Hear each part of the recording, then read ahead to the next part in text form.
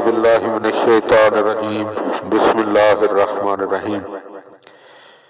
جزیرہ خضرہ کے زیر عنوان زمانہ غیبت کبریٰ میں انسان کے ذہن میں آنے والے مختلف سوالات اور ان کے جوابات مومنین کی خدمت میں ہدیہ کیے جا رہے ہیں۔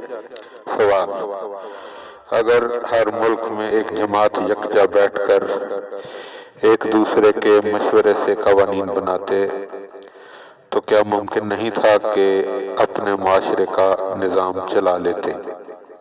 جواب: یہ تو ظاہر ہے کہ مختلف انسانی معاشرے اپنے ذوق اور فہم کے مطابق احکامات تشکیل دے لیتے تو نتیجہ وہی نکلتا جو آج ہماری آنکھوں کے سامنے ہے، کیونکہ دنیا کے قوانین وضع کرنے والوں نے باوجود کہ مختلف مذاہب خصوصاً اسلام کے قوانین سے استفادہ کیا ہے، مگر دنیا کے مذاہب نے انسانیت کے راستے میں چھوٹی سی بھی رکاوٹ نہیں رکھی، بلکہ انہوں نے انسانیت کو ہر طور پر آزاد چھوڑ دیا ہے کہ چاہیں تو اپنے لیے قوانین وضع کر لیں یا پھر قوانین الہی کی طرف واپس لوٹ جائیں۔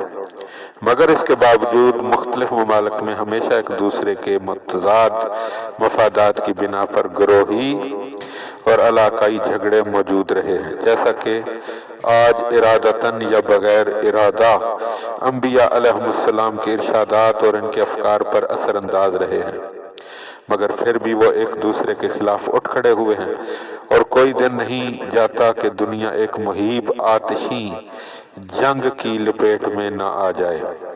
چنانچہ بلا شبہ اس کرۂ ارض پر انسان جو زندگی بسر کر رہا ہے، اس پر صرف ایک واحد حکومت کی فرما روائی ہونی چاہیے۔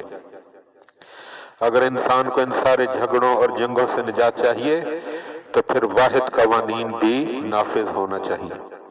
انبیاء علیہ السلام نے اسی لیے ہر دور میں ایک واحد عالمی حکومت کی تبلیغ کی۔ وہ اس کے لیے کبھی تیار نہیں تھے کہ دنیا کے ہر خطے میں ایک معاشرہ اپنے جدا خصوصی قوانین کا پیرو رہے اور ان کے درمیان تفرقہ اور اختلاف موجود رہے۔ وہ ہمیشہ اس بات پر مائل رہے کہ پوری دنیا میں ایک واحد عالمی حکومت قائم ہو جائے۔ اللہم صلی علی محمد و آل محمد۔